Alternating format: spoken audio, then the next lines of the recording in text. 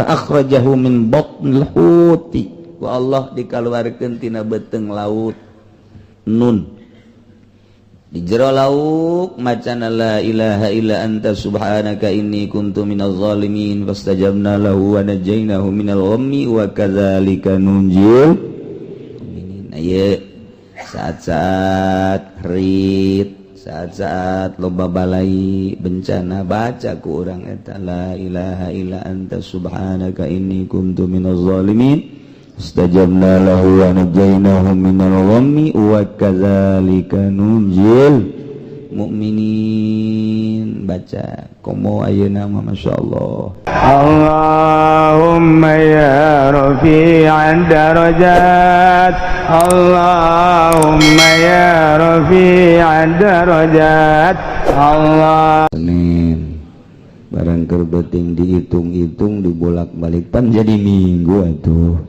Jadi kebenaran poe ieu keur minggu itu teu diumumkeun jadi poe ieu teu puasa. Alhamdulillahirabbil tarolah teu puasa alhamdulillah. Tadina tatagenan kabuatan batur bae ternyata barang dioprek-oprek dihitung bareng jatuhna poe ieu. Ya tanggal hijina sakali deui poe minggu dibolak-balik dihitung masya Allah. Aya nu nanyakeun sababaraha urang ka kula memehna kula deuleu ayeuna eta Senin atuh disenenkeun bae. Ternyata horeng ayeuna tanggal hijina minggu geus minggu Senin Salasa. Jadi urang lebaran poe Salasa insyaallah bareng aya nunyeun Senin eta akhir teuing. Sebab ijtima'na bareng meunang teh Sabtu. Ijtima'na Sabtu, waduh bareng malam Mingguna 3 darjah. Jadi tadi peuting teh 3 darjah berarti tanggal hijina ayeuna. Sakali deui tanggal hiji haji adalah jatuh pada hari Minggu 3 darjah setengah.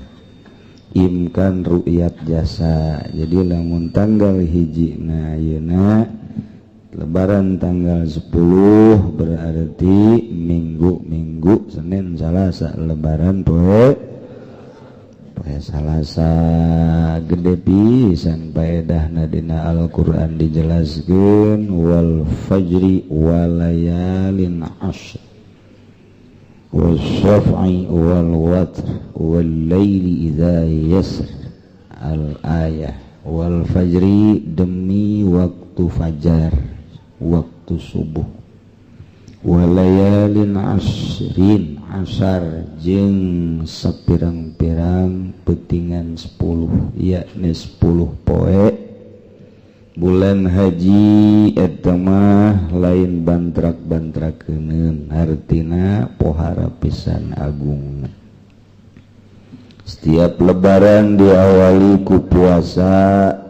Lebaran Idul Fitri diawali ku puasa Ramadan. Lebaran Idul Adha, lebaran kurban diawali ku 2 poe puasa yakni tarwiyah jeung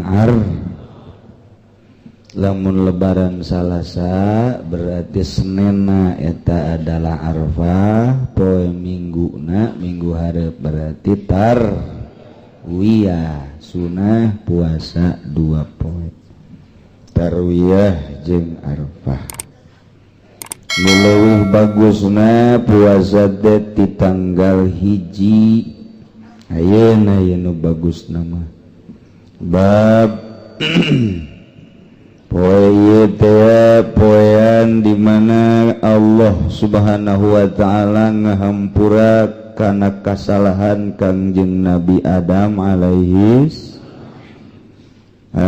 salam al-yaumul ladzi ghafarallahu fihi li Adam alaihi salam awwala yaumin min Dzulhijjah.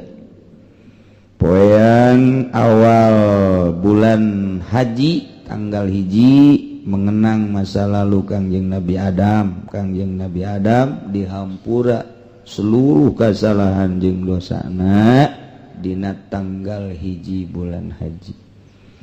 Mendak man soma zalikal yaum saha jelema nu puasa di poe eta tanggal hiji bulan haji, ghafarallahu lahu kulla dzambin, bakal dihampura kabeh dosa ku Gusti Allah. Nu can ngadaharna naon poe ieu meunang puasa, nu geus barang dahar mah tinggal engke balik ngaji dahar deui bae. Tegok dahar teu bisa asal geus kaasupan naon teu bisa. Jadi poe ieu nu teu puasa ieu coceng berarti teu digunakeun kana puasa. Ngan sanajan urang teu puasa, kulageun teu puasa berarti mah nyaho ngan teu puasa. Nu mantak teu puasa ya rahasiahan. Aku cenah atuh moal aku rahasia. Nu jelas mah urang kuari tutupan poe ieu jatuh puasa, isukan urang mudah-mudahan babarengan kabehan puasa terus datang ka poe Senin ngan poe ieu urang gantian puasana ku baca la ilaha illallah wahdahu la syarikalah lahul mulku wa lahul hamdu yuhyi wa yumiit wa huwa ala kulli syai'in qadir. Eta bae macana ulah loba-loba 10.000. Siapkeun tasbihna. Hayangnya coba datang ka imah awak sia puasa henteu dahar deuk digedean boa maing geus kolot geus 70 umur ye tawa 65 bawa mal ka panggih deui jeung tanggal hiji aing asana aduh ieu tinggalin puasa geus kajen ja puasa ngadeukeutkeun diri ka Allah. Aya keneh cara paranti ngadeukeutkeun diri ka Allah. Paling utama babacaanana eta la ilaha illallah wahdahu la syarikalah lahul mulku wa lahul hamdu yuhyi wa yumiit wa huwa ala kulli syai'in qadir. Eta bae geus. Nah khobar diceritakeun ana Musa alaihi salam gol. Ya Rabbi cek Kangjeng Nabi Musa da'autu falam tujib da'wati, abdi ngadua ka Gusti tapi ku Gusti teu diijabah doa abdi. Fa'alimni sayan aluka bihi, coba doa abdi wurukan Gusti hiji perkara anu ku Gusti ku kaula bakal dipake doa supaya diijabah Gusti. Tidinya fa'auhallahu ta'ala ilaihi, Allah ngawahyuan ke Kangjeng Nabi Musa. Saur Gusti Allah, ya Musa idza dakhala ayyamul ashri min dzilhijjah qul la ilaha illallah. Di mana-mana asup poean 10 bulan haji dimulai tanggal hiji ayeuna qul baca kumaneh la ilaha illallah aqdi hajataka, kuring bakal nohonan nyumponan ngaijabah kana kabutuh anjeun. Sebab la ilaha illallah teh lain sambarangan. Tapi cak Kangjeng Nabi Musa, ya Rabbi kullu ibadika yaquluha, tamasa kabeh hamba ge jang ngomong la ilaha illallah mah kabehan ge. Cak Allah, ya Musa man qala la ilaha illallah fi hadzal ayyam marrah. La ilaha illallah na dibaca di poe ieu sabalik sakali doang poe ieu maca la ilaha illallah sakali. Laudiat lamun bae ditenden as-samawati sab, langit 7 lapis, wal aradun bumi 7 lapis, di hiji CCP ditimbang ku urang la ilaha illallah di sabelahna deui bumi langit sabelah ditimbang ku urang la ilaha illallah sabelah deui eta la sakulat beratan keneh la ilaha illallah asal dibacana di kuari eta ditebut tanggal 10 ieu di tanggal hiji datang tanggal 10 ta eta la ilaha illallah. Anjeun Nabi nambahan tina eta teruskeun la ilaha illallah wahdahu la syarikalah lahul mulku wa lahul hamdu wa yumit wa huwa ala kulli syai'in qadir. Baca ulah kurang di 10.000. Ulah ka mana-mana geus mulai ti kuari mah. Tang ka imah langsung ngunci maneh. Pamajikanna bingung aya naon cenah ka haji. Suka kamar pleng keluar ke asar atau zohor asup deui ka kamar keluar deui asar asup deui maghrib keluar deui eta tanya ku pamajikanna kaji kok beda poe ieu aing ieu keur ngembat la ilaha illallah ieu 10.000 hayang nyawa coba ieu itu poe-poe kamari mah aing teu kaburu kuari nyempetkeun diri maca la ilaha illallah wahdahu la syarikalah lahul mulku wa lahul hamdu wa yumit wa huwa ala kulli syai'in qadir. Lamun puasa poean kadua wal yaumul tsani istajaballahu du'a Yunus alaihi salam. Poean kadua diijabah doa Kangjeng Nabi Yunus alaihi salam. Fa akhrajahu min batnil huti. Wa Allah dikaluarkeun tina beuteung laut nun di jero lauk macana la ilaha illa anta subhanaka inni kuntu minaz zalimin fastajabna lahu wa najainahu minal ghammi wa kadzalika nunjil mu'minin. Aya saat-saat harit saat-saat loba balai bencana baca ku urang eta la ilaha illa anta subhanaka inni kuntu minaz zalimin istajabna lahu wa najainahu minal ghammi wa kadzalika nunjil mu'minin. Baca komo ayeuna mah masyaallah lain bantrak-bantrakeun dedengian urang Yogyakarta Surabaya geus mulai aktif Banten Gunung Krakatau Jawa Tengah terus gunung ge meureun ngarobrolnya nage orang badari itu bayu cekin jabongan ngararedit bae jelema itu nya mengadenge Yogyakarta mah masyaallah luar biasa teu eureun-eureun mimiti gempa leutik terus gempa gede terus angin beliun anu luar biasa can anggeus gempa ge sebulan sekali masih aya getar-getarna nu ngagetkeun kitu keneh angin der kuari gunung nu diawali ku teu sabaraha tapi kuari kabahayaanna makin memuncak. Ayeuna sakitu kula meunang telepon ti Yogyakarta di pesantren Al Muhsin adik kula geus menampung jelema keur awal mangan 20 tapi kuari mah geus berduyun-duyun lantaran ditampung di tiap-tiap aula ku pemerintah tiap-tiap pondok pesantren anu bisa menampung. Ieu geus teu kabayangkeun 2 poe ka tukang malam Jumat eta mah pohara jasa ledakanana sehingga anu daratang kadinya lain sakadar lebu jeung pasir tapi kerikil-kerikil batu-batu mangkaning batuna teh mawa seuneu panas anu luar biasa. Akibatna aktivitas universitas pondok pesantren jeung lain-lain sebagainya poe eta dilumpuhkeun teu meunang kaluar jelema di Yogyakarta kudu make masker bae lantaran debuna mengandung penyakit mengandung kitu naon ngaranna racun mun kahisap sampai ka jantung. Nah ieu menurut ahli kedokteran tadi lah tapi nyatana memang gitu per harina terutama balita atau di bawah umur nah ya terus maut geus puluhan bahkan geus ratusan. Gitulah keayaan Yogyakarta. Maka minta permohonan keadaanan jang sa Yogyakarta mah adik kula mohon cenah ieu ka pengajian hiji doana mudah-mudahan diberes salalabar dibere talaleger, dibere kararuat nahan cobaan ti Gusti atawa nahan siksaan ti Gusti Allah Subhanahu wa taala.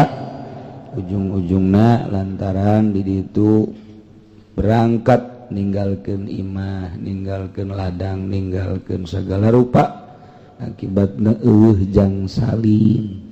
Ku ayana sakitu dipersilakan urang ngumpulkeun baju urut deui. Ulah nu asli, ulah nu anyar, nu urut bae. Nu anyar mah hook. Urut bae. Aya disilahkeun anu rada boga leuwih baju ditampung di dieu di pasantren, kemudian dikirimkeun ka Yogyakarta. Bo kadanan jang saantero Jogja ieu mah jang anu ngararendong di imah eta di pondok pasantren adikula yakni pesantren Haji Mahasiswa Al Muhsin. Nu kuari geus berduyun-duyun terus ka mana bae nyelapna. Iyalah nu boga atuh 5 cokot hiji, nu boga 4 cokot hiji. Kumpulkeun dipersilakeun diunggal lembur raju bawa tak kadeke kukula dikirimkeun ka ditu cara ngirimkeun nama babari. Tah sakitu ya, adapun lain-lain nama terserah ieu mah nu sangat mendesak jang salin. Mun ngadenge ieu ngisang ge hese. Ngisang ge hese. Sebab jelema atuh kitu numpuk cai keterbatasan berenana. Tah kitulah jadi urang kitu bela sungkawa ka dulur-dulur urang anu keur meujeuhna pohara jasa disiksa ku Gusti Allah akibat ulah manusia nu zina ambalayah di Yogyakarta. Judi luar biasa, mabok pohara jasa. Iyalah ku Allah teu eureun-eureun ditegor jeung ditegor deui. Masyaallah. Entah ke lamun inget ka dongeng Kangjeng Nabi, ucapan Kangjeng Nabi ka Sayyidina Anas, ya Anasu he Anas ceuk Kangjeng Nabi. Innan nasa yumassiruna amsaran. Di akhir zaman manusia bakal nyarieun kota. Nyariin perumahan-perumahan geus dicaritakeun ku Kangjeng Nabi. Innan nasa yumassiruna amsaran. Saenyana manusia di akhir zaman bakal nyarieun kota. Perumahan kedijieun kota.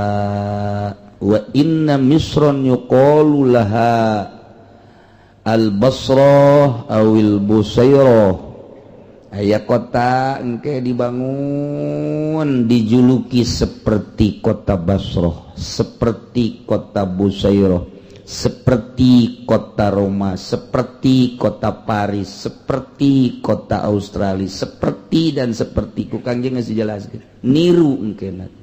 Ieu adalah ala Paris, ieu ala Prancis, ieu ala Mesir, ieu ala Kufah, ieu ala Basrah. Eta geus dijelas-jelaskeun ku Kangjeng Nabi 14 abad anu silam. Bakal tea ku ari mah geus ningali urang di urang teu kitu citra eta teh alana ala Roma, ke Roma-Romaan teh kos kararitu teh. Sekali-sekali urang ka Roma model gitu kotana teh. Kos ayan belah ditu kos Paris. Aya deui di Cipanas mah ditu alana ala Israel, Cipanas Bogor, Cipanas Cianjur ala Israel tama Yahudi. Modelna teh nu dipaheula nu mimiti ala Spanyolan teh kos ka ditu terus we. Eta geus dijelaskeun ku Kangjeng inna misron yugolu lahu al-Basrah awil Busairah wa kadza terus ka ditu nama dijuluki kos kota Basrah, kos Busairah, kos Kufah, kos Mesir, kos Perancis, kos Amerika, kos Inggris dan lain sebagainya. Baheula Kangjeng Nabi nyarios kitu katingali meureun ku Kangjeng bruk tuh Jagong Cikupa Citra kadeuleu keur ngagebegan beurna pakai anting gede di dia buk da beureum sabelah delewe jablaeun aya tuh eta geus kecil Allah karim oh masalah mundek jeung danana dipersilahkeun eta engke direkrut kemudian dibawa di pakaian kemudian naon baik gitu kemudian mundek peduli dengan dana nak leuwih bagus jasa ke saurang 100 nu 50 nu 10 dihijikeun mah jadi gede ngabantu 1 juta orang teu boga atuh milu bae urang mah 50.000 atau 100.000 dihijikeun pake bantuan ka ditu mana teuing bungaheunana doa na beureun timbal balik dati ditu ka urang luar biasa di rumah anu keur kapapaitan kemudian ku urang dibere celah-celah kabungahan be mana teuing kos jelema keur hese dahar dibere sapiring bage masyaallah bungahna poha tuh gitu tadi akhir zaman teh kos gitu bakalna kemudian wa idza mararta cek Kangjeng Nabi di mana anjeun liwat ka eta kota wa dakhalta anjeun asup ka eta kota fa iya kasing hade bisa khaifiha tanahna geus dibates cek Kangjeng Nabi nya mah geus aya pageran teu meunang sambarangan wasukiha pasar-pasarna ge geus aya nu boga wah lihat jeung ahli-ahli toko nage geus ditangtukeun wa awamiri jeung pengurus-pengurusna wa awamiri pengurus sing hade tamah aya nu boga tamah kota kos kitu mah tanahna geus dibatas kemudian pasarna geus puguh nu boga pengurus nage geus aya sing ada cek Kangjeng Nabi fa iyyaka awas sing ada ulah loba asup kanu kos kararitu ulah sambarangan cicing di nu kos kara itu geus dibejaan ta ku Kangjeng Nabi kunaon emang cak sahabat fa innahu yakunu laha khosafun warosafun wa qadapun engke kota-kota eta teh ku Gusti Allah bakal digoyang digempakeun ku Gusti Allah bakal dibere angin anu luar biasa ku Gusti Allah bakal dihujanan batu bakal dihujanan berbagai siksa ku Gusti Allah cek sahabat apakah kota-kota eta doang cak Kangjeng Nabi eta mangan sakadar mancing doang akibatnya ke seluruh daerah bakal menyeluruh siksa Allah subhanahu wa ta'ala lantaran tina perkotaan buatan manusia etalah didinya bakal numpuk permaksiatan bibit daripada permaksiatan di kota-kota nu dibangun ku orang-orang tertentu merajalela kemana-mana didinya ku Allah moal henteu jasa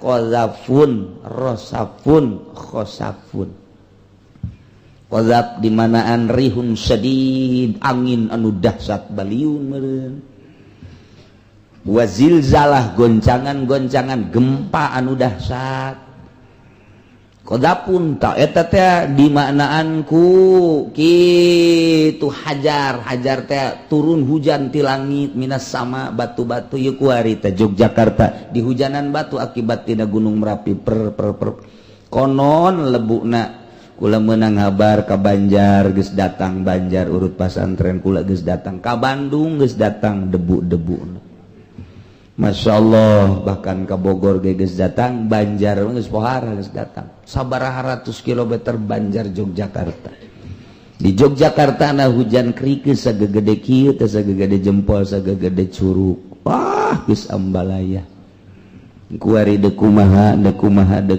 na ieu timbul kawaswasan keur dicoba ku Gusti Allah digiringkeun ku seudeu digiringkeun ku batu yauma tazhalu kullu murdiatin amma arda'at wa tadau zatu hamlin hamlaha. Kiamat eta kos kitu. Jelema nu keur nyusuan balangkeun anakna, jelema anu keur nyapih tinggalkeun anakna, jelema anu henteu mabok tapi kos mabok kuluyar kaulul digiringkeun wa mahum bisukaro. Kiamat eta kos kitu. Lantaran buating salamet teh di kidul bulung ka kidul, ternyata di kidul teh goncang bulung ka wetan, ternyata di wetan seuneu bulung ka kulon, ternyata ti kulon teh dihujanan ambalayah jelema. Bisa dibayangkan ke orang kiamat bakal nakos gitu. Mulai kiamat gede-gedean bakal nanti tahun 1500 Hijriah. Mulai tahun 1500 Hijriah mah geus lain lalagaan tama kuariba tahun 1420 ayat 30 hiji isuk pageto. Kuari 30 hiji isuk 32 jadi ke tahun 1500 sabaraha deui? Masih sabaraha tahun kan berak 69 tahun di anak urang mah di incu urang mah. Tafsir Sawi geus gajelaskeun ku kula moal dicaritakeun ayat namun sering macaan tafsir bakal kapanggih tahun 1500. Dina tafsir Fakhrul Razi tahun 1500. Tafsirul Ahkam tahun 1500. Dina hadis Kangjeng Nabi ge diawali ku tahun 1400 bakal moal repeh dunia ieu ti peperangan ti goncang ti naon gitu ngaranna ambalaya siksa-siksa ku Gusti Allah tapi tetap manusia geus diguyang ganjing ge henteu salaladar percis jasa. Cik Kangjeng Nabi ke kadenge tsunami di anu sugan tobat ka Gusti. Kadenge ke gempa di anu sugan tobat. Kadenge deui ku angin sugan tobat. Kadenge deui di hujanan berbagai siksa. Mungkin hujan bangkong, hujan getih, hujan nanah, hujan batu, tetep jelema teh daekeun tobat ka Gusti Allah Subhanahu. Di tahun 1400 sampai tahun 1500. Di tahun 1500 didinya bakal kalaluar nu bakal dicaritakeun engke dina kitab Qurtubi teh Mahdi teh Dajjal teh turun Kangjeng Nabi Isa alaihi salam. Kemudian kitu dabatul ardi ieu bakal talurun mulai ti tahun 1500 Hijriah. Jadi teu 100 tahun deui, teu 100 tahun deui ieu kajadian nu dahsyat Kuari dajjal-dajjalan geus aya, timbul ti Amerika puluhan ribu bahkan ratus ribu jelema narurut. Di urang cak Kangjeng Nabi bakalna unggal nagara loba nu ngaku nabi di Garut kabari anu ngaku nabi. Di Garut di Bandung aya nu ngaku nabi, di Garut di Leles aya jelema ngaku nabi. Jadi lamun urang ngimankeun ka nya teh mah nabi kula orang Leles isin ngadengeun ge di Leles aya kadu gitu kolot-kolot ngora bae kadu ngora eta geus aya nu ngaku nabi masyaallah karim nya. Ieu ucapan Kangjeng Nabi. Orang mengaji hadis atau merenang jang ngaji naga mingguan ieu teu kukula dicaritakeun ala kadarna beta. Innan nasa ya anasu innan nasa yumassiruna amsaron. Di akhir zaman umat kula engke bakal nyarieun kota-kota. Wa inna misran yuqalu lahul basrah awil busairah. Dijuluki engke bakal ngaran-ngaranna model Basroh, model Busairoh, model Roma, model Paris, model Israel, Perancis, kitu Spanyolan, Amerikaan, geus aya bukti kuari. Bukti jasa ucapan Kanjeng Nabi pas jasa kuari. Sing hade wa idza mararta biha wa dakhaltaha anjeun di mana ngaliwat kadinya. Awas di mana asup kadinya. Fa iyyaka hati-hati cak Kangjeng Nabi. Bisa khaifiha tanahna geus dibatas. Sing hade swasukiha pasar-pasarna sing hade. Toko-tokona sing hade. Awamir-awamir pengurus-pengurusna. jasa ulah sambarangan asup kadinya ulah loba asup kadinya atupan kuari mah lain diulah-ulah ku Kangjeng Nabi malah kadarinya diulah-ulah ku Kangjeng Nabi ulah-ulah nu rame dipuri bae dipuri ya deleukeun ke asar macet nyaho jelema nyaho juring macet encan di Citra mah encan di ditu di Serpong Gading Serpong encan di BSD dan di perumahan-perumahan lain wallahu alam eta jelema geus dikitukeun bae nalurina teu puguh teu karuh datang kadinya ti mauk datang ka Puri ti Kukun datang ka Puri ti berbagai teh kitu keneh ti ditu ti Bojong ka Citra teh macem-macem encan di Serang di Pandeglang geus puguh ti Jakarta mah saha nu nitah jeung deuk naraon kadinya wallahu alam pentingna digelar di dinya teh perzinahan mabok kurang kumaha sebenarnya mah ditarangkepan tapi geus kitu bae iyalah ngundang siksa Allah Subhanahu wa ta'ala tuh ngundang siksa Allah. Tah para jamaah kaum muslimin wal muslimat rahimakumullah poean kedua etalah poean dihampura Kangjeng Nabi Yunus alaihi salam numantak man shoma zalikal yaum kana kaman abadallaha ta'ala sanatan lam ya'sillah fi ibadatihi tarfata aini saha jelema nu puasa dina poean kadua dina bulan haji sarua jeung ibadah ka Gusti Allah sataun teu maksiat di jero ibadahna sakicep oge gede jasa ganjaran mulai isukan tetap la ilaha illallah nama baca bae isukan kesalahan bari puasa baca bae jadi lamun 10.000 sapoe lamun menang 10 poe kali 10.000 jadi sabaraha eta 10.000 kali 10.000 sabaraha 1 juta aduh betul ka sorga jasa teh betul ka sorga jasa tamam.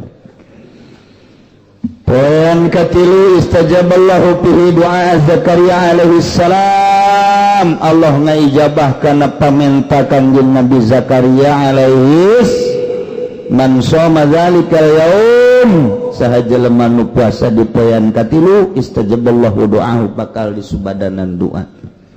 Poean kaopat al-yaumul ladzi wulida fi Isa alaihi salam tanggal 4 bulan haji lahir Kangjeng Nabi Isa alaihi mendat man shoma zalikal yaum nafallahu anhu al-basa wal faqr jelema nu puasa di poe ka 4 bulan haji bakal dileungitkeun putus asa bakal dileungitkeun fakir bakal dileungitkeun kasusah puasa urang mah. Poean kalima alladzi wulida fihi Musa alaihissalam Kangjeng Nabi Musa dilahirkan tanggal 5 bulan haji maka man shoma zalikal yaum bari'a minan nifaqi aw min azabil qabri saja lemanu puasa dina poean kalima bulan haji bakal dileungitkeun tina penyakit munafik jeung tina siksa kubur penting sekali ya promosi Kangjeng Nabi supaya orang daek ngalaksanakeun ulah promosian kiai teh segala supermi kiai promosian partai teu bagus sama kiai cilaka teh kiai kos kitu kiai mah ulah promosikeun bangsa urusan partai urusan bangsa perduniawian akhirat bae kiai mah aya bagian-bagianana yang propaganda urusan nu kos kitu mah beto bae nu kararitu nukara ditu nuku mah nu kitu bae pokona mah jadi lamun kiai geus dakwah partai geus teu bagus teh mah kiai geus dah ngadakwahkeun mah cara Kangjeng Nabi yang ngadakwahkeun urusan kasalamatan diri jang masa depan urang di alam barzah terus alam mauqif mahsyar terus ke alam akhirat. Poean kagenep dina poean kagenep ma alladzi fatahallahu ta'ala li nabiyhi fihi khair man shamahu yanzurullahu ilaihi birrahmah fala yu'adzabu ba'dahu abadan. Jelema nu puasa dina poean kagenep wa Allah bakal dibere dideleukeun kalawan pangdeuleu nyaahkeun jasa Allah teh sehingga ku nyaah-nyaahna fala yu'adzabu ba'dahu abadan moal disiksa urang salilana terus geus dipake kanyaah ku Gusti Allah Subhanahu wa ta'ala. Poin ketujuh allazi al-yaumul ladzi yughlaqu fihi abwabu jahannam wa la tuftahu hatta tamdiya ayyamul ashr. Poin ketujuh poin ditutup digembok lawang-lawang jahanam geus teu dibuka deui. Jadi lamun urang puasa man somahu aglaqallahu anu salasina baban minal asr. Saha jelema anu puasa di poin ketujuh pokona mah ku Gusti Allah digembok dikunci 30 lawang tina kasusahan minal asri fatahalau salasina baban minal yusri dibukakeun 30 lawang kabungahan jeung kagampangan. Poin ka-8 dingaranan poe tarwiyah na ialah man somahu sajelema nu puasa di poin ka-8 disebut poin tarwiyah utiya minal ajim ma la ya'lamu illallah bakal diberi ganjaran teu perlu nyaho maraneh kabeh mah usuku gede-gede nangis bae Allah bae do nyaho tarwiyah mah kos kitu. Poin arfah poin ka-9 al yaumul ladzi huwa yaumu arfah man shamahu kana kafaratan li sanatin madiyah wa sanatin mustaqbalah. Jelema nu puasa di poe arfah eta dikiparatan sataun nu ka tukang jeung sataun nu ka hareup. Entak orang babarengan mulai ti poe ieu kuduna mah kulantaran poe ieu urang geus kaliwat na ieu urang cocokan geus siang tambal ku maca Quran maca sholawat terutama maca la ilaha illa anta subhanaka inni kuntu minal la ilaha illallah wahdahu la syarikalah lahul mulku wa lahul hamdu wa yumitu wa huwa ala kulli syai'in eta 10.000 Yahir tanggal 10 eueuh deui nu paling ku Gusti dihormati jelema ibadah mencit hewan yakni mencit kurban ma amila ibnu adam yauman nahri min amalin habba illallah ta'ala min iraqatid dammi. Teu beramal anak Adam dina poean lebaran sampai tasreka ditu tina hiji amal leuwih dipake karesep ku Gusti Allah tibatan ngocorkeun getih. Urang boga duit gua hari 1 juta balikeun ka embe nyaho datang nyaho henteu umur urang ka hareup boga wayahna ulah hook-hook jang kendaraan diri urang keneh jaga di akhirat. Innaha latati yaumal qiyamah bikuruniha wa azlafiha engke eta hewan nu ku urang dipencit bakal datang di poe kiamah ranggaek kalawan aya naon gitu nu ka dieu teh ngaranna tandukna anu pohara kitu calakutikna anu pohara nyiapkeun jang ditumpakan ku urang menuju kanikmatan anu hakiki hanya 1,5 juta atau 2 juta atau nu rada leutik mah 1 juta kahandap kumaha bogana bae urang tapi ternyata lain hewan anu dideuleu kerendahan diri urang teh bisa peduli supaya mencit kurban dibagikeun ka fakir miskin ku anu hararayang terus urang nangis bae plus ke kapanggih-kapanggih di akhirat. Nikmat anu luar biasa. Wa inna damma la yaqau minallah bimakanin qabla yaqau minal ardi. Eta getihna sabenerna mah memeh datang ka taneuh teh geus ditempatkeun di tempat anu luar biasa di akhirat. Begitu geresel kadeleuna getih eta memeh datang ka taneuh teh geus ditampa ku malaikat diteunden di tempat anu luar biasa di akhirat jang sampeureun nu bogana dak fatayibu biha nafsan faltatib biha nufusakum sing bersihan hate urang ulah aya naon-naon urang mencit kurbanna lillahi ta'ala. Ayelah sakali deui urang non gitu ngaranna tempatkeun diri urang di tempat ibadah nu keur mejehna dipuji ku Gusti ditingali ku Gusti ditonton ku Gusti ialah mencit hewan. Urang taqarrub ka Gusti mencit kurban hiji sampeureun jaga nomor kadua ku ayana urang mencit kurban mudah-mudahan we balai-balai cobaan-cobaan siksaan-siksaan nuker mujurna ku ari ambalayah kadenge ku urang disalametkeun ku Gusti Allah Subhanahu wa taala. Tolak bala ayana kadu boga leuwih duitna tina dahar jeung nginum poe lebaran datang ka tasrek ka ditu nah iyalah mencitlah hewan nu boga mulai ti sapi munding onta tujuhan atawa embe sorangan ku hayang-hayang amat mah tapi na urang teu boga duit hayam jago ge eueuh masalah nurutkeun cek riwayat Ibnu Abbas ayam jago ge teu boga aya ge bebek ge eueuh masalah bebek ge cenah ye man teu boga ya pingit bae manuk pingit bae meuli nulit aju kasahakeun cenah kieu pingitna ka fakir miskin keun atuh sadegeun nu fakir mah kula doang dahar ku sorangan habak ulah hese-hese nyana nu korban nyana nu ngalebok masalah aduh cenah kieu aya ge endog bae masalah dikeun ka anak habak bagi dua saring sapotong anak sapotongnya niatan korban tuh gitunya luar biasa urang mangan sakadar dielingan ye Kangjeng Nabi tiap-tiap tanggal hiji kemudian puasa sampai tanggal 9 dua lebaranna urang babarengan engke lebaran ba'da salat Idul Adha babarengan urang mencit hewan niatna lillahi ta'ala urang nuluykeun pangaosan urang cek musannif wajibun mughlibil balad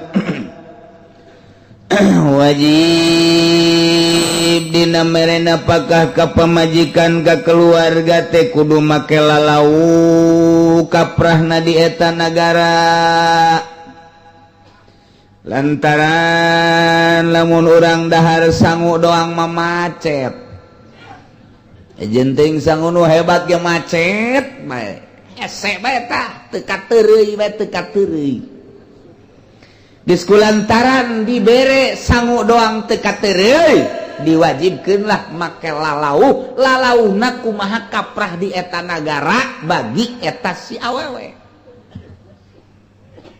wajib tetep make lalau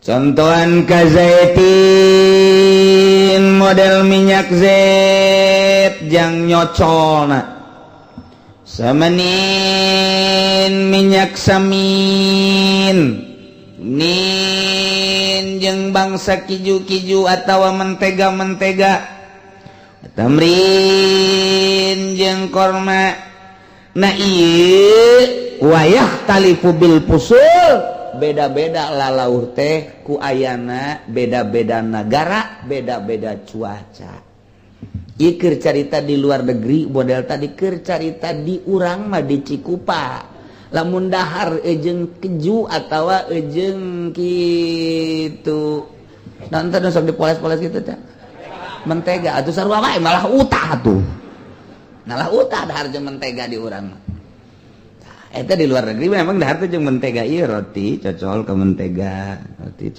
bangun nikmateun teh nurutan coba urang mun teu olap di dinya jadi ieu gol mantek nu mantek ki musannif ngajelaskeun udmu golibil balad lalauh kaprahna nagara geus lamun di Cikupa mah awewe potongan model si sarwiti mah cukup dibere teri golang ge teri bae belikan teri habak nyana mah teri kos paku ge masalah jangan mah geus kena dilamotan geus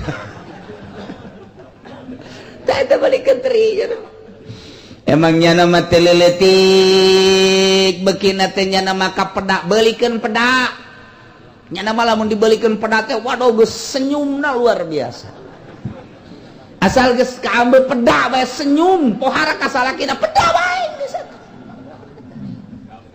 gampang teta golib lah kumaha ngeunahna kumaha hayangna supaya si sangu teh asup ka jero beuteungna wajib teh kitu teh teu meunang sangu doang teu meunang bere urang beas si bazak geus gara dahar atuh ayo naon mah naon ge coba paksakeun we teu bisa dipaksakeun ge cekeun uyah ge jeuh ieu hese amat tadi coba buka sungguh teh aing ngahuapan teu meunang teu sasalagi kos kitu teh tanya ku urang teh emang biasana saeur sok jeung naon ceknya teh ai per hari mah kornet Gusti Sarwiti jai nusuk ngadahar kornet mah ku aing kadeuleu kulitna lemu ai sia mah pan ieu masyaallah ni karadak ieu potongan sama jangan dengan kornet hei jadi kula mah perlu jeung kornet bae di baheula ngana teu tersakaka tuh neuk mangbelikeunana teu percaya aing tembang meureun sia mah dibelikeun teh tembang heuh ieu kornet oh sia mah kornet teh kos kieu aduh salah kaprah ieu budak ieu tembang teh pajar kornet geunya ya Allah ya Rabbi ya geus atuh geus bae ku urang asal belikeun tah kornet padahal tembang. Nah, ieu kebiasaannya naon daharna tembang, pedak, terinasi. Nah iyalah sakumahanya na biasa sok dahar wajib kurang ditambahan lalau. Janggurang gorengna meuli bimoli. Waduh, janggurang gorengna eta. Minyakna kudu dibelikeun sedengkeunnya nama kuduna osok jeung kecap beulikeun kecap beulikeun atawa kurang dialas bae alas ya besingan obrok teuing sih medah jeung kecap teh masa etik tah sakitu bae sapiring leutik teh ke sore dibere deui bu boga kakak haram cek masalah pokona bae eta lalauna penting wajib wa yakhtalifu bil fusul beda-bedalah ku sebab beda-beda masa beda-beda negara sebab pusul teh masa aya opat dina ilmu falak masa rendeng masa kapat nah eta teh kos kitu tah berbagai masa beda-beda pan lamun keur panas geunahna kumaha keur tiris geunahna kumaha keur sedeng geunahna kumaha nah ieulah kitu naon ngaranna urang kudu memperhatikeun lalauhna seperti bahkan nurutkeun cek fikih mawayu qadiruhu qadin bijtihadihi nentukeun lalauhna teh ieu adalah teu sambarangan nentukeun tapi kudu ditentukeun ku qadi yufawitu baina musirin wa ghairihi jeung kudu ngabedakeun qadi antara nusugih jeung lian nusugih qadi teh eta adalah panghulu keputusan setiap kabupaten aya qadi mufti qadi nah iyalah anu memutuskeun jang nangtukeun lalau terhadap si pabajikanana ieu keputusanna kudu ku qadi kuali mah kecamatan di kecamatan teh aya KUA tah di KUA teh aya panghulu teh tugasna lain sakadar nikahkeun doang malah nikahkeun mah tugas dina agama mah mencatat doang mencatat apa masalah ngan anu jelas nama jang nangtukeun urusan lalauhna mah tah panghulu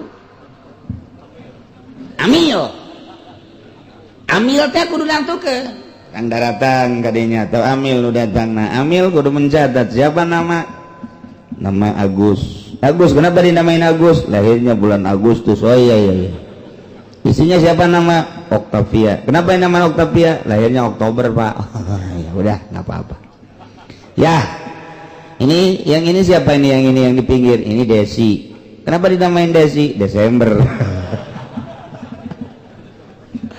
sekarang itu babari jasa iya nu lalaki ngaranna saya iya Pengki teh ka kota mah jadi bagus Pengki Suwito jadi urang mah Pengki Jore pandeta kos Maryam teh lumur embung barang ka kota mah jadi Maryam Belina tah ieu kuari ku amil teh dicatat pendapatan sabaraha sia Agus pendapatan gula poena 1 juta hah 1 juta hebat sih ya lu kuala teh ya atuh cenah saya bukan kalau mah pemborong pemborong 1 juta sih 1 juta boga mobil mobil mah apaan sang kredit Ai hasil 1 juta ai mobil.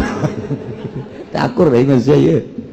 Nu jelas kula pendapatan sapoena 100.000. Di mana kamu saya kira pabrik mana? Di Cinggu can anggeus pabrikna teh. Geus nyogok kula 3 juta tapi can asap saudara kuari teh. Kasasia nyogokna aya urang teureub di dinya. Aduh, masyaallah. Ya 100, wae, 100.000 ya. Berarti ya tarapanana ieu tarapan kelas menengah yang di lembur mah 100.000 sapoe. Nah, berarti sia ieu mere lalauhna ka pamajikan botan. 100.000 kan namun kurang dicokot 50.000 dibelikeun ka botan. Botan teh anu di kaleng teh naon ngaranna? Sarden. Ah, eta. Tawa ya variasi bae sok aya teu tukang sate nu dipanggul teh budak leutik teh aya eta bae sate orok eta tah eta ditangtukeun ku amil teh masyaallah tugas amil teh kos kitu lain nyokotan duit nikah tugas amil teh kos kitu tah nangdut ngabeberes nagara mah kos kitu masyaallah. Makin loba jelema ayeuna di Indonesia makin palalinter urang ngadenge keluaran Mesir, Misro, mis di jero keluaran Australia, Amerika, wah geus macem-macem Madinah, Mekah. Ngurusan haji bae ge ieu teh ararang geus datang ka kuari. Lantaran di luar birokrasi eta loba nu milu, DPR kuari mah milu, KPK kuari mah milu. Aduh berbagai instansi teh milu ka haji gubernur geus puguh bari lu baheula mah atuh geus bae birokrasi haji jadi jelas kuari mah marilu akibatna bisnisna keterlaluan jatah-jatah baku abri jatah-jatah kitu DPR dijual ka jenting 10 juta 7 juta deres mun berangkat mah kuari 12.000 jamaah haji numpuk di Jakarta teu berangkat. Wallahu alam bakal kumaha nasibna. Kemudian tina kitu paspor kitu umal anu tatadina ngeunaheun teuing ngomongna sabara ribu nu kuari teu berangkat.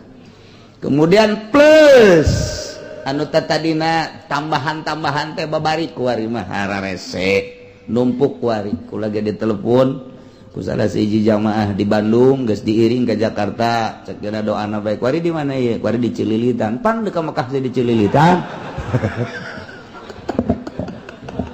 ieu mah bisa naik bahagia sia mah atuh ka ditu lain naik buruk kapal ka ditu naik bahagia balik deui ka Tasik ieu mah ieu cek geuna kumaha nasib bae geus diiring isin geus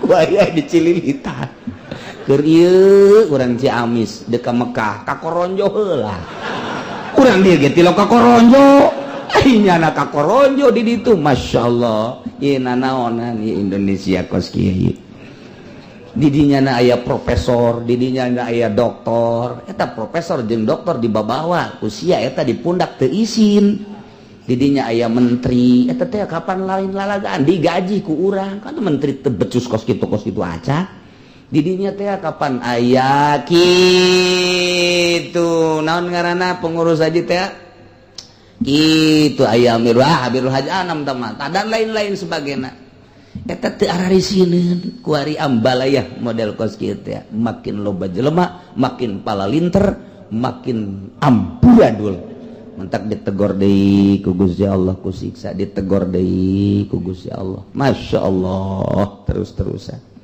Nah iyalah balikan deui wajib urang mere lalauh sebagai suami dengan cek urang mah dengan sanguna tur beda-beda sakumaha masa nu nangtukeun kituna dengan ijtihad qadi dengan ijtihad amir dengan ijtihad mufti atau KUA jadi kudu didata spesifikna anu luar biasa si anu jadi berarti lamun geus ditangtukeun ku pemerintah ketika meleset nah ieu si awewe bisa laporan ka KUA teh suami yang telah ditentukan untuk memberikan nafkah saya botan ternyata dia selalu tembang lagi Mohon perhatiannya kepada Bapak KUA. Ini bagaimana? Botan tinggal botan, tembak lagi, tinggal lagi.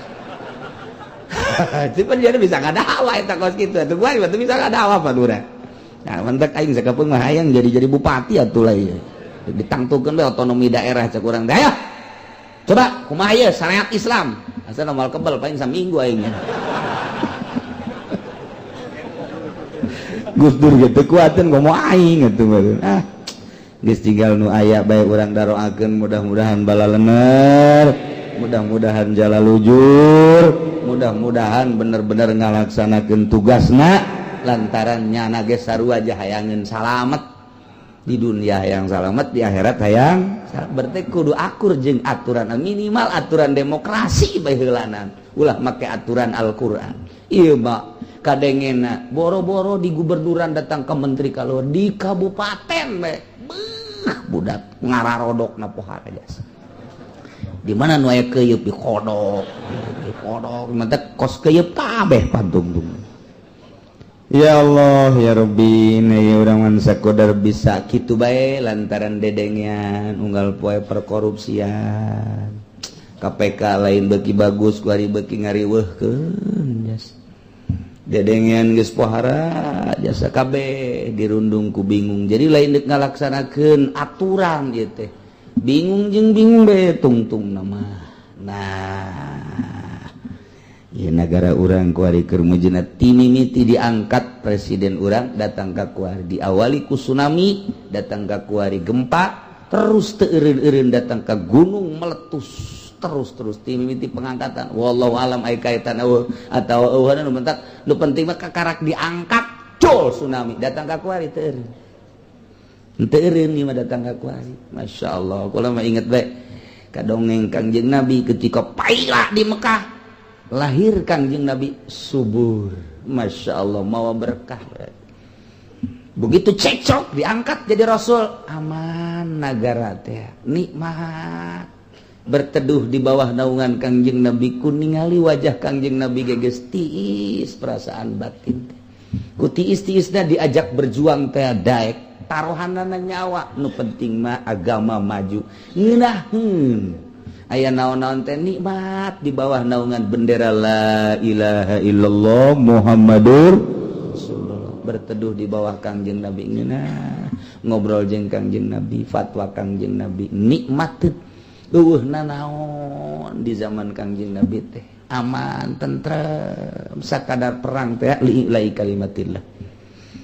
Subur tadina jukut jadi jukut korma teu buahan jadi buahan bari masa balikna barang diangkat dur tsunami barang diangkat teh dur deui beliung diangkat deui ieu mah kabehan bari lain presiden bae pengangkatan lantaran ieu kabeh ge dibeli masyarakatna tolol atuh nyananda ondo atuh ieu mah nu tolol jeung nu ondo bae ngahiji eta jadi ge embung disalahkeun pan aing teh cenah nyogok ku sia kudu ditararima bae.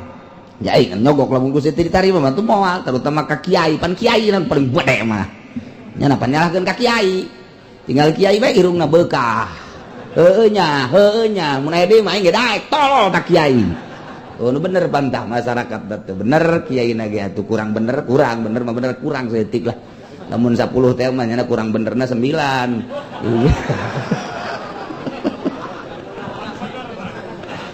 insyaallah. Ya memang geracak-acakan nih mah kuari mah. Ya Allah ya Rabbina ya wa yajibu mugolibil balad kazaitin wa samnin wa jumnin wa tamrin. Jeung beda-beda nu nangtukeun qadi dengan ijtihad wa yufawitu baina musirin wa ghairihi. Ya saja ngaran kula mah ngaran teh kitu marta. Harta mohon ai asli nama bakrun kurate aku lantaran muriangan bae aju ka ahli hikmat aju pula diganti marta aju alhamdulillah kuari kula usaha pas barang nanya ka kiai titah usaha martabak aju kula jadi tambahan deui jadi martabakrun jadi ngaran kula martabakrun baheula teh bakrun dihijikeun deui lantaran kuari dagangna martabak geus ngaranna marta aslina bakrun ku sebab dagang martabak dihijikeun jadi martabakrun. Ja bagus ya tangaran, sabagus-bagus sampai sakieu teh gitu. Nang ti kolot ye. Dan siapa gawean ye dagang cilok. Jeung martabak teu laku jadi ganti ku di cilok. Ayo penghasilan. Penghasilan geus teu bisa ngomong ku kumaha. Kadang-kadang atuh kula lapar mah di dahar ku kula sorangan. Ayo dahar. Iya siapa susah lain susah-susah deh. Iya gemrek balik sieun kunang itu. Terus ditanya untung na ku pamajikan boro-boro untung cilokna eueuh. Ya saya ieu kula ge cek. Oh atuh ieu cukup bae sia mah teu dahar jeung uyah bae atuh. Ngan uyahna digoreng dagingan geus etik. Tah ieu tahapan handap oh berarti masih banyak. Ya cukup bae jeung oncom. Ya dipais bae oncom uyahan geus etik maka digoreng-goreng geus.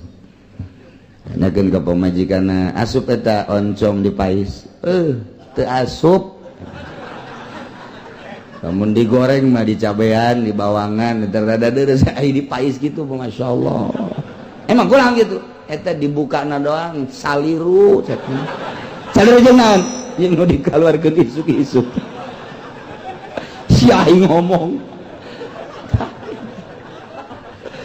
Jadi ditata eta penataan ya penataan tak amil teh kos kitu amil tah kelas atas teman tadi ge busir sugih naon teh kenana di negara eta teh kemudian di daerah eta teh pertengahan mutawasit naon teh jeung kelas musir miskin eta diatur teh ku pemerintah eta datang ka kos kitu tah urusan pemerintah amil kodi eta teh urusan nu kos kituna paling penting lantaran engke aya dakwa mendakwa. Ya Allah urang mah geus teu urusan teh kos kitu mah. Walahmun yaliku biyasarihi wa yasarihi kadatil baladi wajib mere dengan daging anu mantesan kana kasugihan jeung kamiskinanana. Sakumaha adat negara lamun didinya jelema na sugih teh unggal poe kudu meuli daging bae beulikeun daging lamun memang ieu teh dua poe sakali atur lamun memang ieu saminggu dua kali lamun memang saminggu sakali nah ieu wajib kudu mere lalau daging ka pamajikan hitung ieu teh perhitungkeun kasugihan kepertengahan jeung kasusahanana tetep daging mah kudu bae. Aduh cek nu susah teh berat itu daging kieu kumaha walau kana taqulul khubza wahda wajabal udmu lamun teh mah pamajikan ku sangu doang ge ku sangu doang ge ieu teh cukup sabarna dagang teh nya dahar teh osok dipaksakeun cukuplah ku sangu doang ge tetep bae wajib meuli deungeunna jang kesempurnaan awak geus muriang mampan nyaho sorangan geus muriang mah nyaho sorangan urang ka pamajikan teh sia awas ulah muriang-muriangnya ye atuh muriang hayang naon sia hayang naon poe ieu mah hayang daging meuli hayang naon deui sia pedak meuli hayang naon deui jengkol meuli naon deui toge meuli coba lagi dahar masar meureun eta tanya ku urang pamajikan naon kahayangna ala kadar jang poe eta meuli besi kieu doang sebenarnya mah poe ieu hayang sate cek nyanangan kakak ieu bu mamarahan bae nah hileug-hileug bae sebenarnya hayang sate jasa datang ka nyeri ieu hatena ku hayang-hayang jasa ka sate teu dibelikeun amuh budak cek saregeun si hayang sate sabaraha siap beakna sabaraha 50 tusuk beak kusarangan hah 50 tusuk beak henteu kusarangan cek nyana kurang kalau masalah itu innalillahi tanya kurang sih sabaraha hayo coba lamun senangeun yang baso meuli somai meuli geus poh nya geus kesangan dua reotan senang pan urang deureuna ge aing deuleu sia poh sakumaha keboeneng ieu ya Allah tapi nu jelas lain kudu leuwih tetap Imam Ghazali nganjurkeun saminggu sakalimah bagi anu merenah rumah tanggana meuli daging. Jang naon eta hikmahna? Hikmahna supaya otak anak engke bisa jadi cerdas. Ieu menurut medis daging teh mawa cerdas kana otak. Lamun jeung teri deui anak teh kurang cerdas otakna. Kok mau dibere urang mah aduh. Geus bisa tapaul kadinya teh. Otak udang disebutna. Lain tapaul tasaum teh mah kos kitu mah ngaranna. Tah ieu saminggu sakali mah tetep kudu aya daging. Kelas atas per hari daging, kelas pertengahan 2 atau 3 hari sekali, kelas bawah seminggu sekali kudu aya daging. Tinggal pemajikan apa geus balik ka tadi ngaji. Kadenge. Kadenge teu. Yang lupakan anak doang. Sial saya kebenaran ya. Ngaji pemajikan geseri bae ya. Aduh sial awas ya ku aing. Aduh masyaallah. Itu memang kurang perhatian ieu salaki ka pemajikan dina napakah nu sabenerna mah kurang jasa di urang teh perhatianan. Lamun diperhatikeun mah atuh pemajikan ge nu mantak salakina hayang nyandung lantaran pemajikanna kurang bersolek. Nu mantak kurang bersolek lantaran teu dibelikeun ieu ku salakina. Teu dibeli coba lamun dibelikeun ku salakina. Tah gincu pake ku sia saminggueun kudu beak. Oh bugi judi du namblang gue. Wedak beakeun saminggu ku sia aing hayang neuleus sia rapi pake. Watuh di du nampolet ditu. Ieu sedo sake beakeun kabeh. Oh geus pohara kaluar teh. Ai sia kunti anak naon ieu. Atuh saya kira beulikeun teh naon teh tapi hayang sarua jeung batur geulis atuh hese. Ka putih ge atuh beulikeun LDL atuh beulikeun ieu tah. Ku pipi teh tah ieu mah meulikeun wedak tilok, meulikeun gincu tilok, meulikeun parfum tilok. Ai deukeut ungas ingus. Ka kunaon ungas ingus? Ai sangang bekadal jazis. Ai meulikeun tilok salah-salakina. Coba lamun ku salakina dibelikeun dah kayak dihareup bakal dicaritakeun. Belikeun dipake ku nyana. Pan salakina ge ngadeukeutana ngeunaheun. Waduh ya asal di sorga bae segini ya masyaallah. Atuh pamajikan dikitukeun irungna beukah hujan. Asal di sorga anjing bidadari ye ngan ai bidadari mah delok ngacai cenah. Ieu lalauh ieu. Ya, perhatikeun bener-bener urang mumpung ngaji abeh urang salamet fid dunya wal akhirah di dunyana urang teh atuh sakinah mawaddah warahmah. Tentrem adem jeung pamajikan jeung anak jeung keluarga silih ridhoan pamajikan ridhoan ka urang-urang ridho ka pamajikan di akhiratna urang babarengan deui lamun ka sorga tuh babarengan mun ka neraka tuh ka neraka naudzubillah min sorga urang babarengan tuh gitu.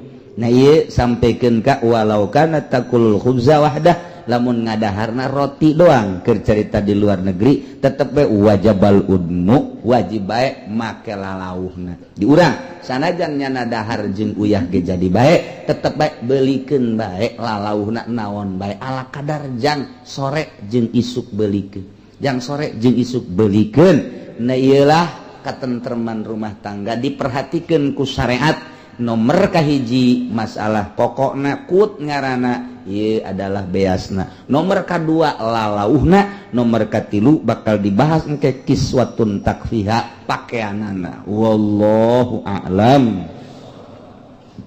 Bagi kalau kita investasi uang pada usaha tertentu, misalnya usaha tempat pembibitan peternakan sekaligus pemotongan daging sapi atau kambing dengan pembagian keuntungan setiap penjualan daging tadi, per kilogramnya kita diberi Rp1.000 dan dibayarkan awal bulan. Apakah uang yang Rp1.000 tadi termasuk riba apa bukan? Riba tuh siapa kos gitu. Ieu mangga sababarakari pertanyaan kos kieu ye can kahalal artik bae ku hulu sia. segala daging segala tek-tek bengek gitu-gitu kene ieu teh kos bank kene daripada kos kieu mending nenden duit di bank bae deposito gitu-gitu kene cenah ieu mah dagang dagang kos kieu teh ngaranna kitu syirkah dek kirod sabodo teuing dagang mah aya aturanana asal urang kabehan nyaho artina nyaho teh kieu urang dek invest di hiji perusahaan di NASA misalnya ulah letik-letik lah NASA lah urang boga modal pangletikna di NASA urang mah 1 miliar letik nyana mah meureunanan bangsa 100M urang 1M tah urang teh mun deuk invest kudu nyaho modal keseluruhan nu nyana sabaraha nu ibu itu nu ibuna sama boga ibu pode daing ngaranna nya urang 1 miliar nyana 100 miliar nyaho tah harga modal keseluruhan geus engkeuna untung babarengan rugi babarengan ke kalkulasi urang deuk dibere sabaraha persen itu teteh mun cenah ieu bagina bagalna teh bagi 10 9 nyana urang hiji rugina geus kitu keneh nyana rugi 9 urang rugi hiji jadi karugi-rugina kudu babarengan ieu mah pan kos kitu teh hayang untungna doang per kilogram dibere 1000 ai modal kabehan nyaho teu mun 10 urang jadi sering sabaraha duit kudu dikanyahokeun perjanjianna untung bareng rugi bareng kitu tah henteu teu ceuli aing datang ka kitu bae ge cak aing teu mending nenden duit di bank deposito sakalian ngerebek ka neraka lese segitu bae sih urang nunda duit di tukang emas toko emas biasa sok itu Tasikmalaya itu Garut Bandung pedah nu dagang teh tetangga atau kawauh engke urang dibere per bulanna kadang-kadang sok dibere urang teh gitu 500.000 atau 1 juta eta kos kitu riba lamun urang kadinyana lain nginjemkeun mun nginjemkeun ulah hayang dibere eta mah karena Allah subhanahu wa ta'ala lillahi ta'ala Allahu akbar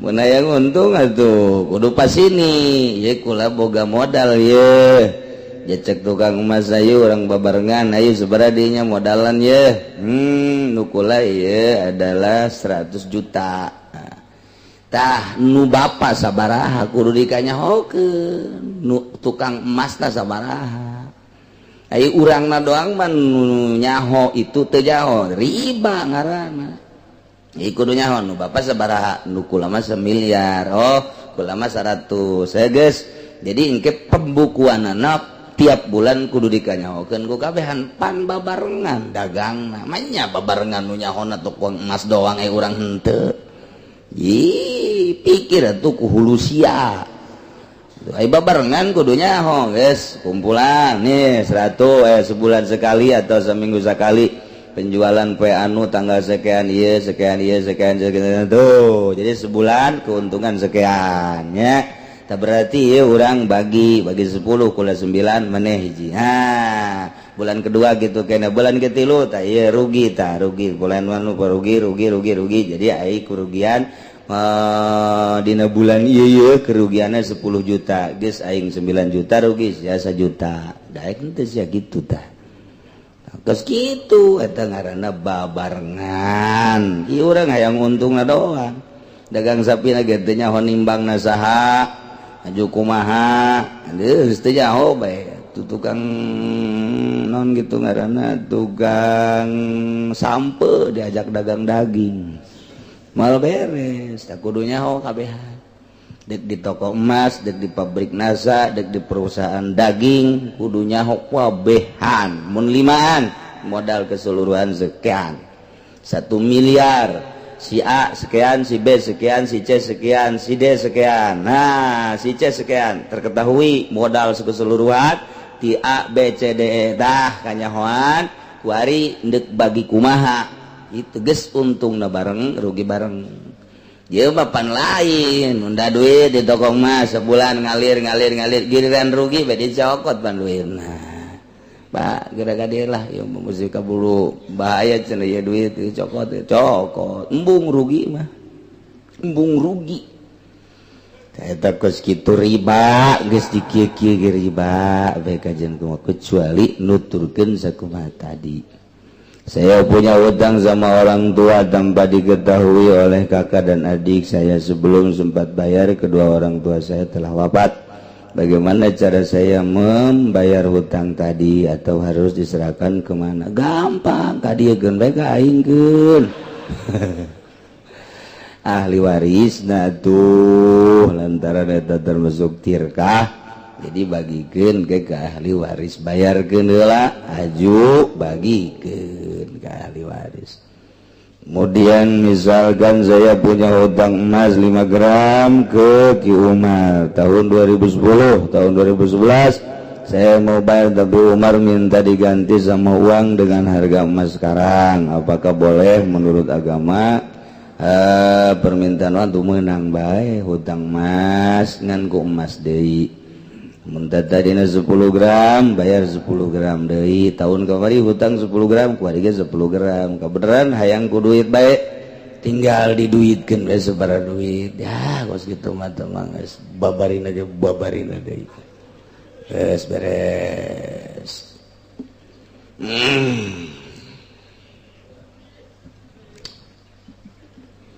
Urang nuluykeun masalah soal nafkah. Sarwiti kawin jeung Ki Zaid kuari boga anak ngalahirkeun Sarwiti. Eta anakna begitu datang ke alam dunia, Sarwiti sebagai ibuna wajib nyusuan anakna. Sakali deui. Walaiha wajib kanyi Sarwiti irdo waladiha nyusuan anakna Allah ba'akana susu pertama. Lantaran susu nu pertama etalah anu bakal ngajadikeun kekuatan kasih bayi. Maka wajib nyi Sarwiti nyusuan anakna kanu pertama wajib tah.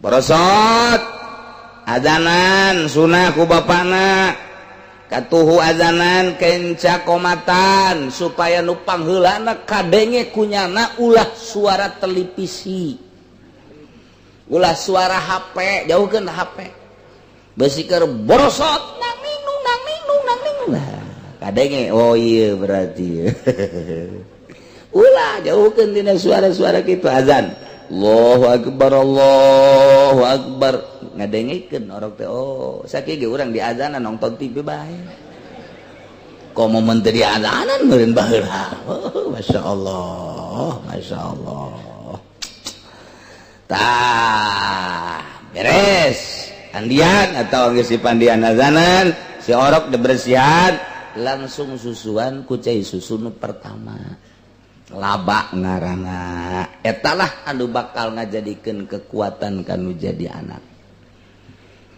Terbantak susu nu pertama eta mah sing hade tah indungna teh hartina sing hade teh barang daharna sebab eta nu ngamimitian bakal jadi cikal bakal di dirina. Sing hade barang daharna ulah meunang maling, ulah meunang korupsi, ulah meunang nyatut. Sing hade kadaharana ulah nu haram di daharna. Tah eta nu susu nu pertama eta nu bakal ngajadikeun pondasi budak. Mantak wajib tah nu pertama eta mah susuan budak teh eta. Sing hade kuari mah geus teh darek nusuan si indung teh. Geus we langsung gak langsung susu sapi pakai susu sapi mentak gede lagi atuh geus bae nya nanti aja ngarasa sapi anak sapi kaditu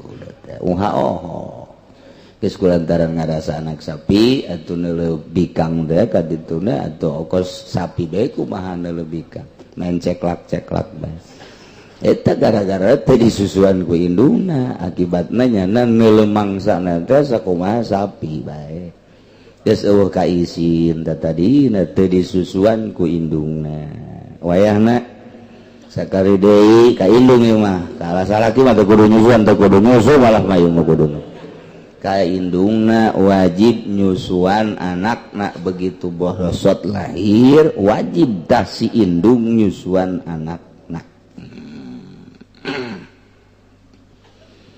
saenggeusna nu pertama eta mah tak kaditu nama bebas cuma badahu sabada nyusuan anakna nu pertama ilam yujad ilahiyah au ajabiyatun wajaba irda'uhu lamun sasa kecuali indungna neangan nurek nyusuan nu sejen lain cara di Arab lain cara di Eropa lain cara di Timur Tengah babari neangan anu kuli nyusu teh di urang jarang panu kuli nyusu tah kulantaran hese indungna teangan sakadar indungna dok wajib diteruskan ku indungna disusuan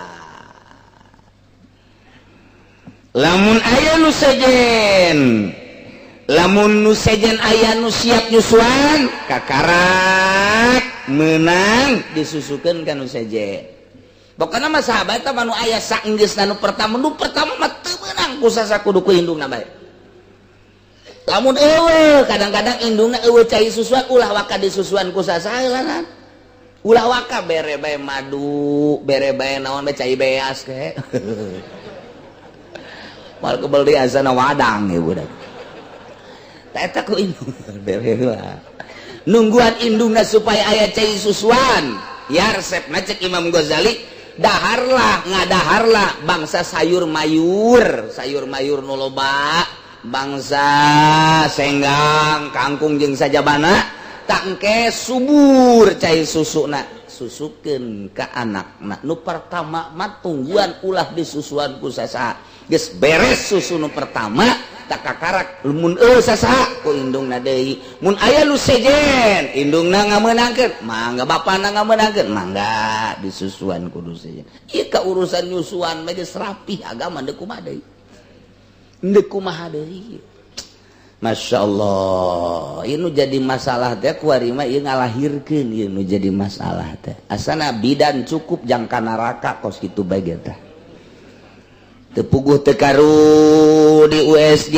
padahal normal lantaran lamun normal mah cukup ku 1 juta 2 juta tapi lamun di sesar mah 8 sampai 10 juta sedangkan rumah sakit teh ngejar target eta tah nah maka disalahgunakeun USG tinggal USG urang mah urang bodoh urang lembur teh nyaho malang teh nyaho nyungsang teh nyaho ari-ari naik ka luhur geus teh nyaho we disingseun waduh ini kalau seminggu lagi tidak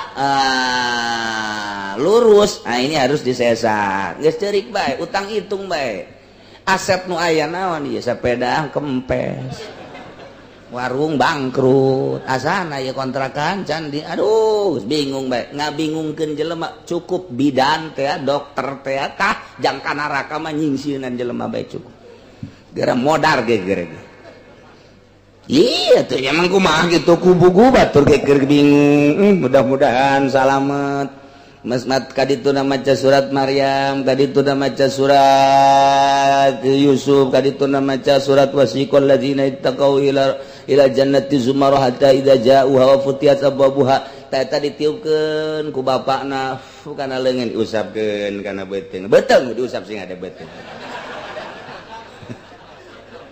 Nang geus salah aing ngomong. Sakali deui beuteungna. Besi kieu ge dibaca diusap ka handap pan cek pamajikan handap caki uci ge aing ban nu jadi tatagonan tah Masya Allah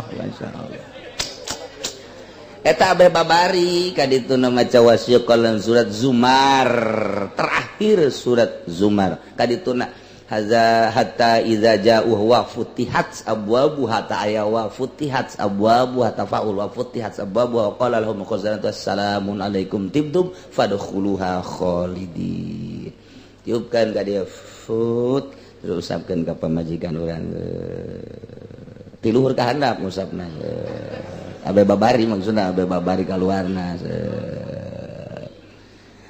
baca deui bismillahirrahmanirrahim siyaqal ladzina taqaw ilal jannati sampai tadi fadkhuluha khalidin tiup usapkeun tuh jampena babari mah USG gitu di USG waduh ini tali ari-arinya di atas ini disingsieunan kecuali serius masalah guys tapi iya 99,9,9 deh nyingsieunan wayahna lah coba urang sambil neangan duit sebagai dokter sebagai bidan sambil urang nulungan Allah maha uningan malah mah kudu cara madukun baheula manok bagus jasa ieu mah tenang bae masalah kayak disangsurkeun ku umat dilempengkeun eta ngangeunaheun kanu hamilna ulah boga pikiran ku manok ya ieu mah geus bagus jasa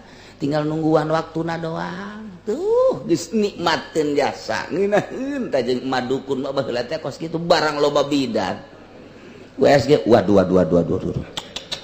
waduh ini mah udah kalau enggak besok ini bahaya udah saya sarah aja disingsieunan geus sababaraha macemnya sieun nya teu boga duit kapan geus macem-macem jasa ta eta teh nyingsieunan kitu teh doraka gitu masyaallah nah ya di akhir zaman mah beuki canggih beuki sararieun baheula mah madukun diusapan digedog diluruskeun masalah nok di meja bagus padahal mah aya masalah tetep di bejana masalah ke ku emak dibantuan mana salah kina di tengah heujeun pamajikan anu ngalahir salah kina anu ngaheujeun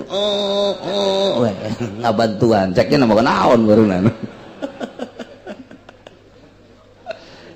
kos gitu jadi tenang madukun baheula dukun paraji nenangkeun entek tara renang bae masalah kuari mah mun sesar mikiran anak kedua aduh anak pertama ge disesar rempang jeung anak kedua ieu kumaha tuh loba kuari anu kabingungan masyaallah mudah-mudahan dokter-dokter jeung para bidan-bidan dibere hatena terbuka ku Gusti Allah sehingga bisa nganasehatan ka pasena bisa nenangkeun ka pasena bisa digawena sesuai jeung aturanana sehingga menang ridho Allah subhanahu wa ta'ala ngeunaheun jasa muncak bidan teh ja bagus nanaon geus iraha meuleus geura datang bae geus kadecan meuleus mah teu kudu kitu pangeunaheun tah ke bae cuma lain ini harus segera wah ini bahaya cek teh datang maka rumah sakit teh ieu teh itu diimpus henteu dan nungguan heula ini baru pembukaan satu tapi ini udah pembukaan satu udah tidur aja ada di situ 5 poe pan HS teh lain saya aku nunggu dibayar ceknya nama naon mun HS di mushola mah bebas mana eta mah masyaallah karim aduh teh lahirna supaya rarapih ka para bidan maksudna kabehan supaya menang ridho Allah subhanahu wa ta'ala nulungan teh nulungan jasa bu ganjaran gede lahir maka wajib indungna nyusuan anakna nu pertama eta nu kaduana katilu dan selanjutna mun eueuh sasangan aya indungna dok wajib indungna nyusuan atau aya nu sejen nah ieu terserah besi endek dikanu sejenkeun cara di Timur Tengah di Arab atau di Eropa ge loba nu kuli nyusu nah ieu dipersilahkeun wajib disusuan wa in wujidatat tadi malamun sasa ilahiyah kecuali indungna wajib indungna nyusuan sasa ila ajnabiyatun kecuali awewe nu sajen sasa ngan aya ge nu sajen dong wajib nu sajen nyusuan sebab mun teu nyusuan domadarat idror ngamadaratkeun cek syariat bisa maot mun teu disusuan in wujidata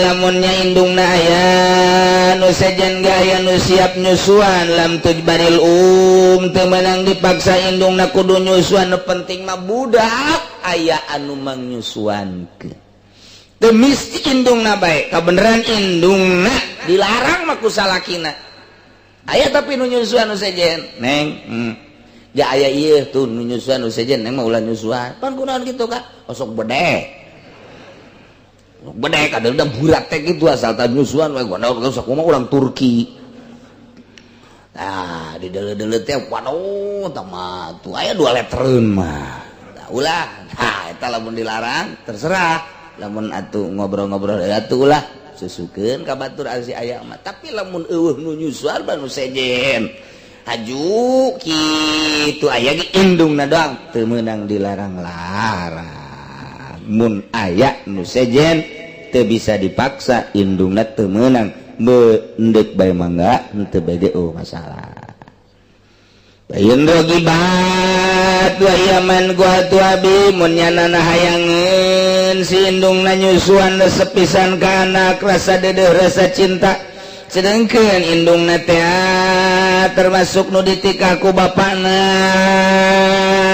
eta teh tadi palahuman wa pilasoh menang kanu jadi bapana ngalarang pamajikan asli nah ieu dilarang ulah nyusuan geus bikeun bae kanu sejen teu naon kos kitu aya 7 kabehan tapi cekaul aso laisa lahu man uha teu meunang kanu jadi salakina yen ka bapana eta budak ngalarang indung budak tina nyusuhan wa sahahul aktsarun disahihkeun kaul nu ieu ku seseueurna ulama wallahu a'lam wa ini tabaqa talabat ujrata misin ujibat wari pamajikan jeung bapana budak jeung emakna jadi suami istri pas ini geus kuari malah disusuanana sanajana nu sejen ge ku neng bae oh ku neng bae heuh ulah ku nu sejen ulah atuh teu naon tadi mah kula moal yang bebas bae gitu henteu lah ku neng bae susuan cek salakina teh cek pamajikanna teu naon ngan kurang mah bayar heuh sabaraha tuh bayarna teh eta teh sapoe teh kudu dibayar 50.000 eta harga biasa eta 50.000 teh harga biasa cek salakina lamun sapoe 50.000 10 poe 500 sebulan 1,5 juta kan pencit bae aing atuh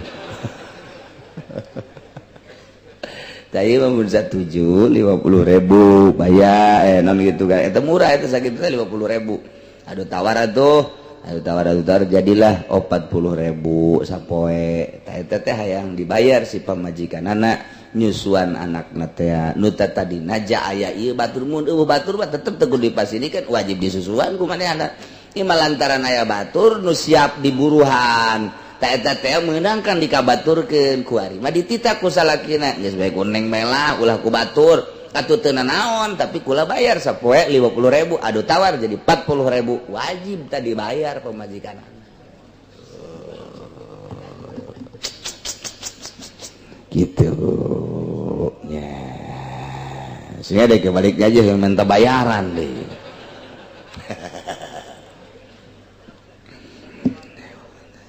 au fauqaha fala atawasaluhureun harga misilian saluhureun biasa kebiasaan awewe buburu teh buburu nyusuan 50.000 sapoe eta biasa geus bisa ditawar ke orang 40.000 iya bapak majikanana yang dibayar sampai 75.000 atau 100.000 nah eta mah kekeh ulah daek nyusuan anak ya tapi bayar 75.000 oh mau ke 100 mah eta teu wajib dicumpuanan kudu jadi bapakna lantaran mahal teuing